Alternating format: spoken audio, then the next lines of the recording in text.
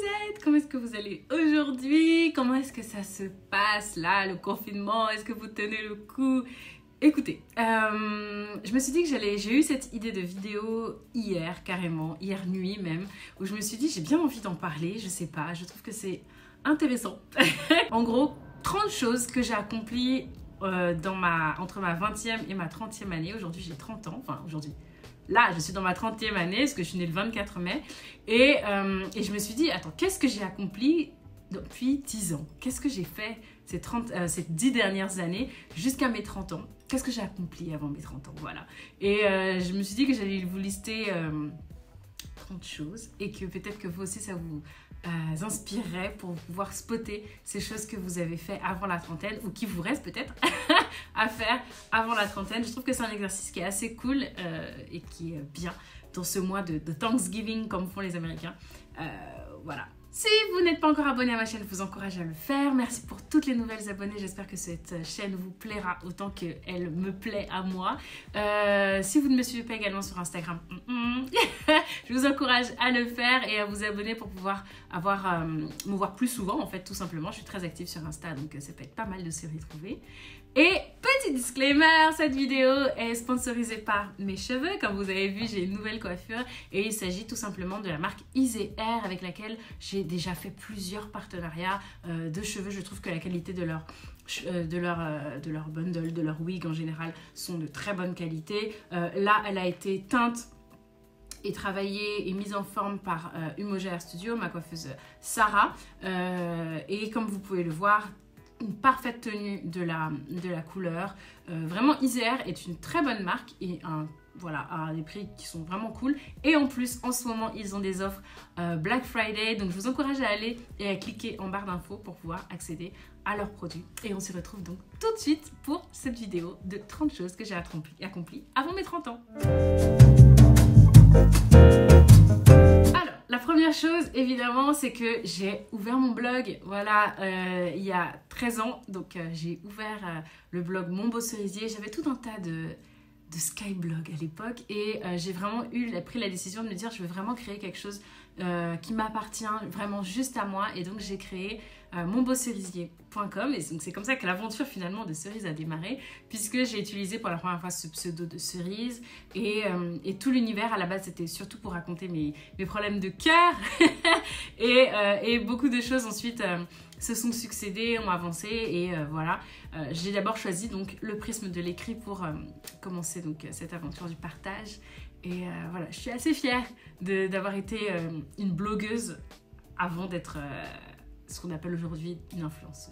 La deuxième chose, j'ai ouvert ma chaîne YouTube à la suite d'une grosse rupture amoureuse qui m'avait fait beaucoup de mal. Sur le conseil de mes sœurs, j'ai ouvert donc cette chaîne YouTube à la base qui était donc l'extension de mon blog et c'était pour pouvoir raconter autre chose finalement sur cette chaîne YouTube que je le raconte à l'écrit et c'est vraiment devenu un truc à part entière, vraiment quelque chose que j'adore utiliser, partager. Je me suis beaucoup enrichie psychologiquement grâce à cette chaîne-là. J'ai découvert tout un univers, etc. Et vraiment, ça m'a beaucoup aidée au fur et à mesure de toutes ces années de pouvoir ouvrir cette chaîne YouTube. Et puis, vous ne seriez pas là si je ne l'avais pas ouvert. Donc, juste ça. Waouh! Troisième chose, avant mes 30 ans, j'ai eu une histoire d'amour de conte de fées, voilà. Je regrette absolument pas ce qui s'est passé, au contraire, je trouve que c'est assez dingue ce que j'ai vécu. Je suis tombée amoureuse à distance, je l'ai rejoint aux États-Unis, je parle évidemment de Monsieur Cerise. J'ai eu une histoire d'amour à distance pendant 3 ans. Même un peu plus même et voilà, j'ai pris l'avion, le manque, le décompte, tout ce qu'on a fait ensemble, tous les voyages, etc. Et je suis heureuse d'avoir vécu ça dans ma vie, de pouvoir avoir dit ouais, j'ai eu cette histoire d'amour de conte de fées. Voilà. Avant 30 ans, j'ai eu un enfant. J'ai eu une petite fille, baby Cerise aujourd'hui. C'était une surprise. C'est une grossesse surprise, comme on appelle ça. Et aujourd'hui, c'est peut-être l'être que j'aime le plus au monde. J'ai été une maman solo pendant 2 ans.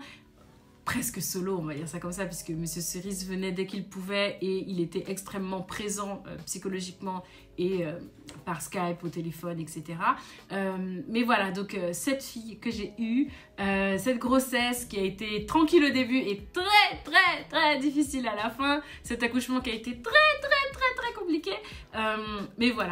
La quatrième chose, j'ai démarré une thérapie. Et oui, je vous parle énormément de santé mentale. J'avais beaucoup d'a priori, j'ai beaucoup de peur et il a fallu que j'ai un gros burn-out au boulot, une grosse souffrance psychologique pour pouvoir me dire j'ai besoin d'aide. Et je suis contente, je suis fière de moi d'avoir pu demander cette aide-là, d'avoir sauté le pas pour faire cette thérapie que je suis depuis 2 ans. Tout d'abord avec une psy qui ensuite a arrêté d'être psy, du coup j'ai changé de psy. À chaque fois 2 psychologues femmes, 2 psychologues noirs et ça m'a beaucoup aidée, ça me permet de me réconcilier avec moi-même. Et je suis vraiment fière de moi à ce niveau-là d'avoir pris en charge ma santé mentale.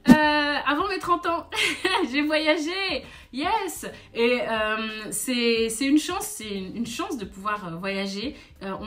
Souvent en Occident, on le prend beaucoup pour acquis, mais moi, je le prends pas du tout pour acquis. C'est une vraie chance, une chance financière, une chance organisationnelle, une chance qu'on mesure aujourd'hui avec le confinement et le Covid. Et voilà, donc j'ai voyagé, j'ai été de fait aux États-Unis pour Monsieur Cerise, j'ai été à Londres, j'ai été à Amsterdam, j'ai été en Italie. Où est-ce que j'ai fait? C'est là où j'ai fait Baby Cerise. J'ai été en Espagne, j'ai été au Sénégal, en Côte d'Ivoire, au Bénin, au Togo, en Afrique du Sud. Tous ces pays-là que j'ai eu le plaisir de pouvoir visiter un petit peu, parce que les vacances, c'est pas visiter le pays, mais voilà, visiter un petit peu, c'est une chance que j'ai pu avoir entre mes 20 et mes 30 ans. Et je suis contente d'avoir pu m'enrichir de tout ça. C'était pas forcément acquis, mais j'ai pu comprendre à quoi ressemblait la vraie amitié.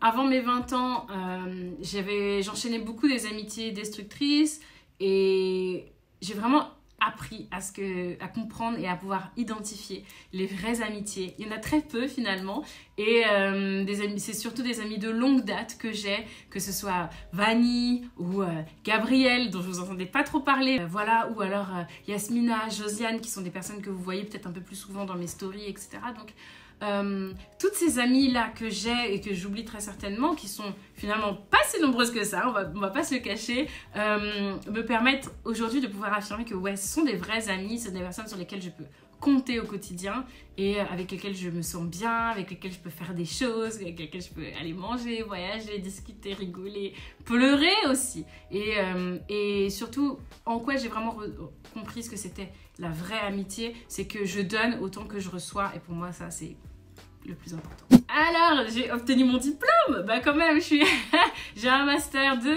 et donc pendant de ma vingtaine à ma trentaine, du coup, j'ai obtenu mon diplôme. Et ensuite, j'ai intégré 3 grands groupes successivement. Je pense qu'en termes de carrière, je me posais là, hein, avant de raccrocher les gants de boxe, entre guillemets. J'ai intégré donc 3 grands groupes, 3 grosses entreprises, on va dire, et que j'étais vraiment dans cet objectif de performer professionnellement et j'y suis arrivée et voilà, j'avais 3 fois un statut de cadre dans ces 3 entreprises-là. Voilà, je suis fière de moi. Et ensuite, moi, j'ai sauté le pas de l'auto-entrepreneuriat. J'ai laissé tomber cette, pour l'instant, mis en pause, on va dire. J'ai mis en pause cette carrière de chef de projet, manager de projet digital pour me lancer dans l'influence à proprement parler, pour pouvoir être auto-entrepreneur, pour pouvoir vivre de cette activité, de cette passion qui est finalement de me retrouver face à vous ou de produire du contenu pour vous sur les différents médias. Et voilà, je suis devenue afro-féministe. Yay! J'avais une conscience féministe très forte depuis que je suis très jeune, hein. Beaucoup de choses me choquaient, etc. Mais vraiment, j'ai construit toute mon essence afro-féministe en lisant, en comprenant, en m'investissant sur Twitter, en suivant des personnes inspirantes et qui ont guidé finalement ma pensée afroféministe pour pouvoir aujourd'hui l'affirmer comme étant spécifiquement une afroféministe parce que je suis une femme afro, je suis une femme africaine et voilà, je me suis vraiment jetée dans ce monde-là pour essayer de comprendre tous les ressorts de ce combat et aujourd'hui, voilà, je le porte à bout de bras, et je le vis, je le suis. Et bien, je me suis passionnée pour la déco. J'ai toujours eu cette passion de la décoration parce que je voulais être décoratrice d'intérieur quand j'étais plus petite, plus jeune. Et mon père m'a dit non. Donc du coup, je m'en suis un peu détournée. Et depuis quelques années, je me dis non, en fait, je peux le faire, j'y ai droit, j'ai ce truc. Et je peux l'exploiter au maximum. Et donc voilà, je me suis trouvé cette nouvelle passion de la déco et je suis trop contente de pouvoir la vivre à fond. J'ai assumé et développé mon style vestimentaire. J'ai toujours eu un style vestimentaire que moi je considérais comme étant assez loin de la mode, vous voyez. J'ai jamais aimé vraiment les slims, donc du coup, lorsque je continuais à porter ce qu'on appelle aujourd'hui des flares, mais qui étaient avant des pâtes def, je me sentais vraiment pas à la mode. Et en fait, je me suis dit, en fait, arrête d'essayer d'être à la mode et juste essaye de porter des vêtements qui, toi, te font plaisir, qui, toi, te mettent bien, qui, toi, te conviennent, en fait, tout simplement.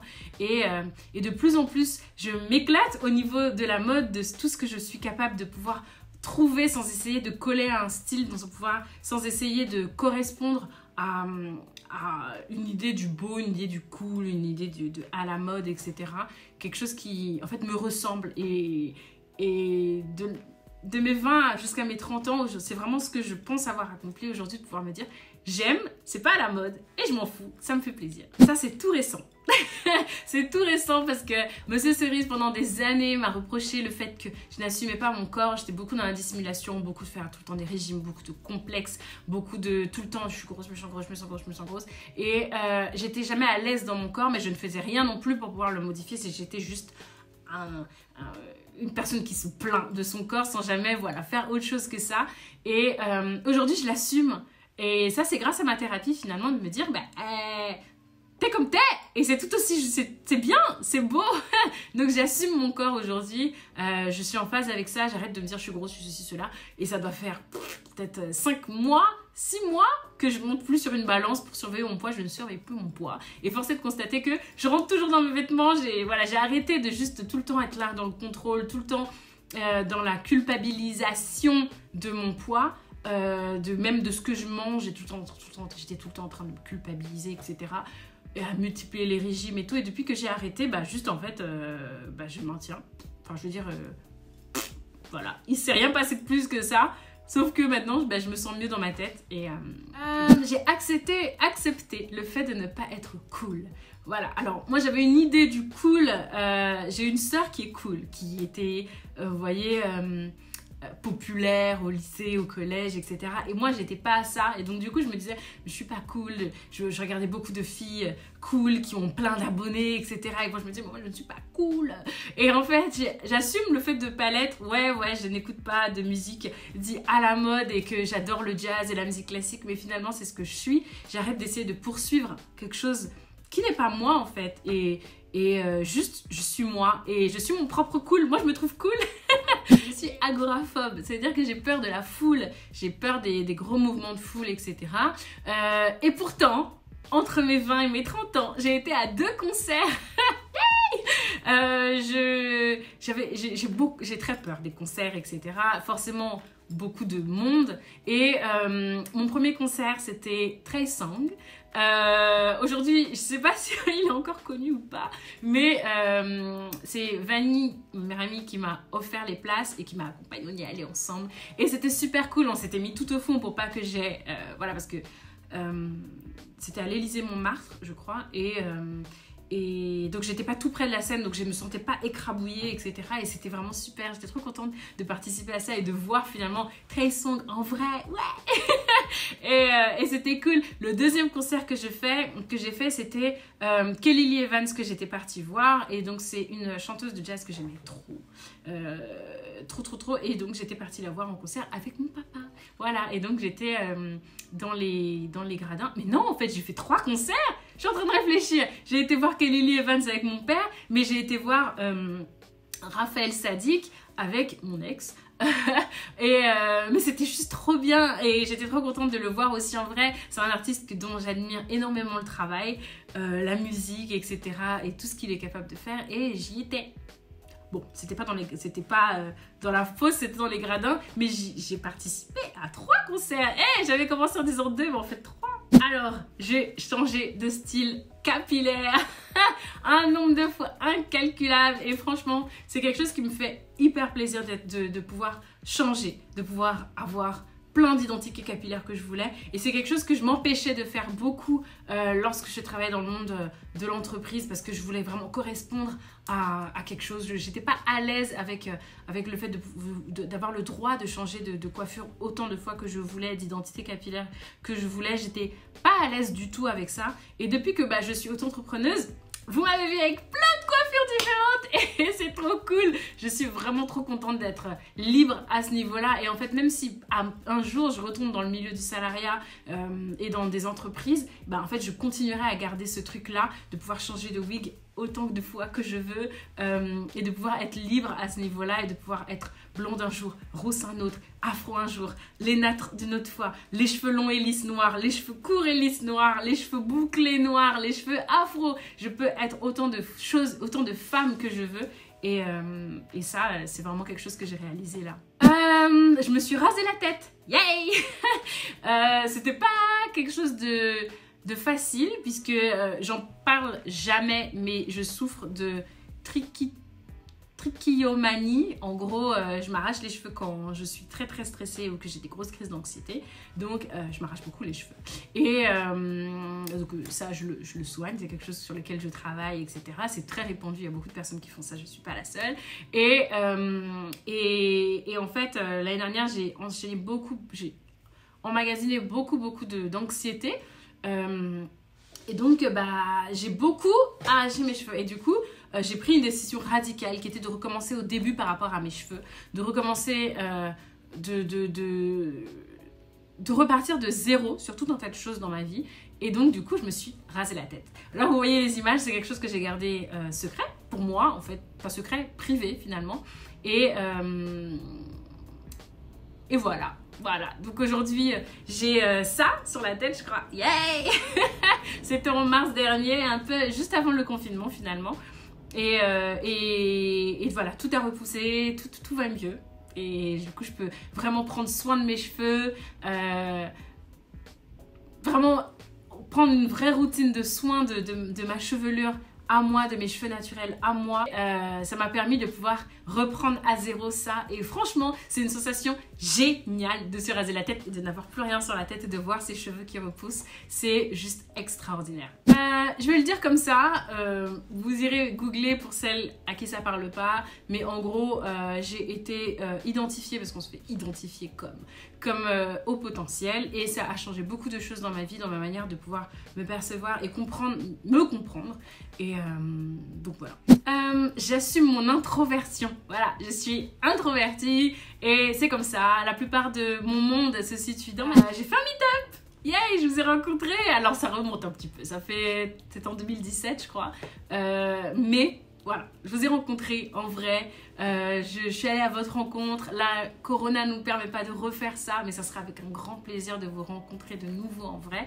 Mais c'était une expérience extraordinaire de pouvoir vous prendre dans mes bras, vous faire des bisous, vous entendre ce que vous avez à me dire, etc. Pouvoir vous répondre en vrai pour que vous puissiez me voir en vrai aussi. C'était juste extraordinaire cette matinée et voilà. J'ai appris à reconnaître quand j'étais heureuse et quand je ne l'étais plus. Donc, sans m'embarrasser des regards extérieurs, de la vie des autres. Et ça, c'est un grand pas, je pense, dans ma vie d'adulte, de pouvoir me dire, là, je suis heureuse. Là, ça va. Là, ça plaît à personne, mais moi, ça me va.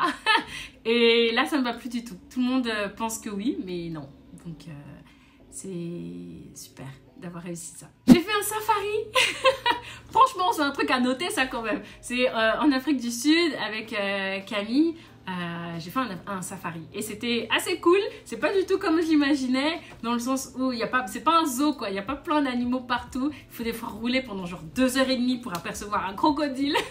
Mais c'était trop cool. J'ai vu lions, éléphants, hippopotames, rhinocéros, des biches en veux-tu en voilà, des phacochères. C'était trop bien. J'ai élevé seule mon enfant pendant 2 ans. Monsieur Cerise venait quand il pouvait au niveau des vacances étudiante, etc. ou pendant les congés. Mais le plus gros du temps, c'est j'ai été maman solo, dans les faits, pas célibataire, maman solo. Et je suis fière de moi d'avoir réussi à faire ça, d'avoir pu m'organiser, pouvoir continuer à gérer ma carrière et en même temps avoir cette petite fille qui était heureuse. J'y mettais toute mon énergie, tout mon amour, tout mon sommeil. mais je l'ai fait et vraiment, pour le coup, je suis fière de moi à ce niveau-là. J'ai fait un spa entre copines, franchement, c'est ce que je voyais tout le temps dans les films. Et ma qualité d'influenceuse m'a permis d'avoir accès à ça et de pouvoir faire un spa avec mes copines. Et c'était trop bien. Et franchement, je vous recommande de le faire, de s'offrir ça, que ce soit avec vos frères et sœurs, ou vos sœurs, ou vos amis, ou en amoureux. C'est vraiment quelque chose qui est dingue à faire, qui est juste super. C'est une belle expérience, contente de l'avoir fait dans ma vie. Toujours en Afrique du Sud, j'ai gravi une montagne. J'ai monté une montagne, c'était le Lion's Head. Et je me suis tué les poumons, tué le corps et tout. Mais j'ai vaincu ma peur du vide. Parce qu'au bout d'un moment, quand on monte en haut, on a l'énorme vertige. Je me suis allée au bout de ça. Et franchement, c'est un accomplissement que je note dans ma vie d'avoir pu faire ça et de pouvoir me dire, j'ai monté une montagne, moi. Hey. J'ai passé le nouvel an à New York. Hey. J'ai percé. Franchement, c'était trop ouf. Voilà, c'est avec Monsieur Cerise que j'ai fait ça. Il m'avait offert un voyage à New York de manière totalement surprise. Et du coup, j'ai vu le Peach Bowl, là, voilà, on était sur Times Square et on était donc dans un hôtel à Times Square et c'était assez dingue de pouvoir vivre ça une fois dans sa vie et voilà. On parle rarement de finances entre femmes, c'est dommage d'ailleurs, mais je suis devenue plus sérieuse financièrement. Je pense que le fait d'être devenue maman a quand même pas mal aidé, mais avant d'être mère, bon, mon salaire... les verres avec les copines, les fringues, les vacances, les billets d'avion, etc. Et depuis que j'ai une petite fille, forcément de me dire que je dois assumer financièrement l'avenir de quelqu'un, la sauvegarde, la survie de quelqu'un, je me suis vachement calmée au niveau de mes finances et j'ai appris vraiment à rationaliser, à tenir un budget. Je vous ai fait une vidéo dessus, etc. Franchement, je suis contente d'être plus sérieuse financièrement, de pouvoir me dire que j'économise, de me dire que j'ai envie d'acheter, donc forcément je veux un apport financier, donc c'est-à-dire qu'il faut que je garde de l'argent et tout ça, voilà, c'est quelque chose que j'ai réalisé, enfin sur lequel je travaille et que j'ai un petit peu réussi. Je me suis sortie de 2 relations toxiques, évidemment que je parle pas du tout de Monsieur Cerise, je vous vois là imaginer les trucs, pas du tout. Celles qui ont suivi Mon Beau Cerisier depuis très longtemps, celles qui suivaient Monsieur Mon Beau Cerisier savent exactement de quoi il s'agit. Je sortais à l'époque avec un mec qui est donc un pervers narcissique et je trouve que je m'en suis sortie bien de cette relation, de pas trop y laisser trop de plumes, quand même un certain nombre, mais d'avoir pu m'en remettre, refaire confiance, retomber amoureuse pour retomber sur un autre connard, mais c'est pas grave, au moins j'ai pu m'en remettre et ensuite je suis tombée également, oui, sur Monsieur Muscat qui m'a fait beaucoup de mal, surtout dans ma dimension de femme noire puisque c'était un homme blanc mais je m'en suis sortie également de nouveau assez pour pouvoir retomber amoureuse cette fois-ci de Monsieur Cerise et voilà, donc je suis sortie de 2 histoires très compliquées, très difficiles successivement et voilà, franchement je sais qu'il en reste 1 ou 2 mais je vous avoue que j'ai pas trouvé j'ai pas trouvé d'autres accomplissements que j'aurais fait et c'est pas grave et je me dis que finalement c'est ceux qui restent à venir entre mes 30 et mes 40 ans. Franchement je suis très positive sur mes 30 ans, je suis contente d'avoir 30 ans, je suis fière de ça, je trouve que c'est cool d'avoir 30 ans, je trouve que c'est un âge où on se dit j'ai le droit, plus personne peut juger ce que j'ai à faire et si les gens ils jugent, I don't care et voilà, je suis contente de la femme que je suis devenue depuis 10 ans et voilà, j'espère que vous aussi ça vous a inspiré, vous avez donné peut-être des idées pour vous aussi faire votre liste de 30 choses faites avant 30 ans voilà, n'hésitez pas en tout cas à mettre des petits commentaires en barre d'infos. Tous les petits moments que vous avez vus apparaître, je pense que je vais les lister parce que c'est souvent des vidéos que j'ai partagées avec vous dans la barre d'infos. Et voilà, je vous fais des très gros bisous les cerisettes. Je vous dis à très vite pour une nouvelle vidéo sur ma chaîne. Bye bye.